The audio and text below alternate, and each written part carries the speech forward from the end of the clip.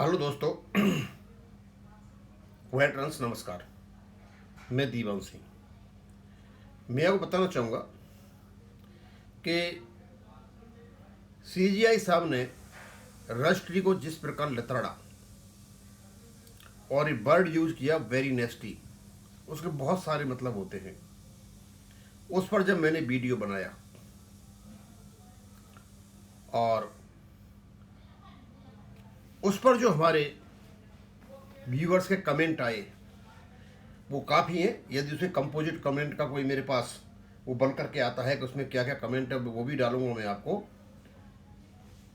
तो किसी ने बेहद एफिशिएंट व्यक्ति ने, बहुत इंटेलिजेंट व्यक्ति ने मेरे वीडियो को सुना और उसको इंग्लिश में ट्रांसलेशन कर दिया। मैंने ये पढ़ा, I was really surprise to see कि इतनी एक्यूरेट, इफेक्टिव, एफिशिएंट लैंग्वेज और वर्ड जो उसने यूज किए इस पूरे के पूरे इंसिडेंट को हाईलाइट करने के लिए मैं उस व्यक्ति का कायल हूँ। और कुछ तो उसमें ऑलरेडी लिखा हुआ था इंग्लिश में, वो पढ़ा था मैंने, और कुछ मेरी हिंदी में मैंने जो बोला था ये उसके वो थे। और मैं इसलिए डाल रहा हूँ इसको कि ये बात मेरी जो लर्नेड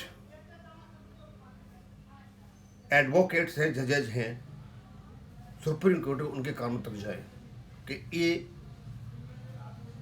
हमारे जो दुखी 8 लाख पेंशनर हैं वो क्या सोचते हैं। अब मैं उसको पढ़ता हूं और वो केवल इंग्लिश में है। हेलो फ्रेंड्स, नमस्कार। यहीं से शुरू करता हूं मैं। I am Diwan Singh. I want to inform you that on May 4th a massive piece of news emerged that shook the entire country, especially the 8 lakh bank pensioners. A matter we have been highlighting for a long time. On May 4th, the Honorable Chief Justice of India (CJI) spoke out regarding the registry. एक एक word मोती की तरह जड़ते हुए और सारी situation को clear करते हुए इंसिडेंट को इस व्यक्ति ने ट्रांसलेशन किया। मैं उसका really I commend his effort. The registry is the foundation that lists cases for hearing before the justices, effectively opening the doors to justice. If this very foundation affects the order of cases, what will happen to constitutional benefits, validity, and reasonableness?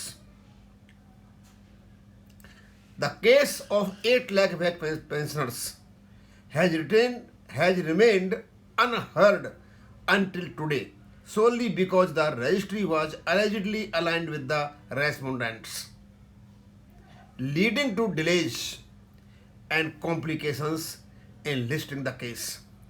Even when we began pushing for an early hearing, they adopted the tactics of scheduling the case in such a way that there was no time left for hearing.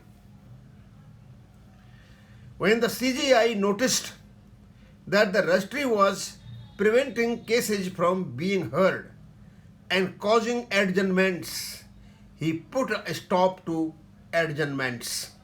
Consequently, they found a new method. Last time, the additional Solicitor General took 15 days and the case was not heard. The case was then listed in such a way that the 2 other matters were placed ahead of us, which were heard and concluded, while our remained pending. Even when a special bench was formed due to the pressure, our case was placed at the second position. ये सारी बात मैंने अपनी ओर से कही थी और बड़ा ही इफेक्टिव इंग्लिश ट्रांसलेशन करके ये किसी ने व्हाट्सएप पर भेजा। Today when the CGI reprimanded the registry, He used a very strong and critical language, calling it a very nasty registry. He remarked that they act as they are the super chief justice of India. This indicates how dissatisfied and displeased the CGI is with the functioning of the registry. In a strongly worded reprimand, the CGI expressed serious displeasure over the registry's functioning and directed the Registrar Judicial to conduct a fact-finding inquiry into an apparent lapse in carrying out a judicial order. A bench comprising the Chief Justice and the Justice Joymala Bagchi took exception to the registry's failure to issue a notice to the Enforcement Directorate. Despite specific directions from the court, the bench observed that their earlier order had clearly directed the issuance of a notice, yet the office report prepared by the registry stated that no such direction had been issued. This discrepancy led to the sharp remarks from the court. This court has now asked the registry judicial to submit an explanation as to how the judicial direction was not reflected in the registry records and why the notice was not issued.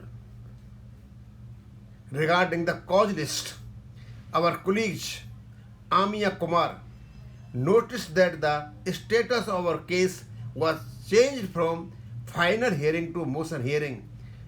This has caused unnecessary anxiety and dissatisfaction among pensioners. I want to clarify that our case is already in the final stage. The motion hearing phase is over.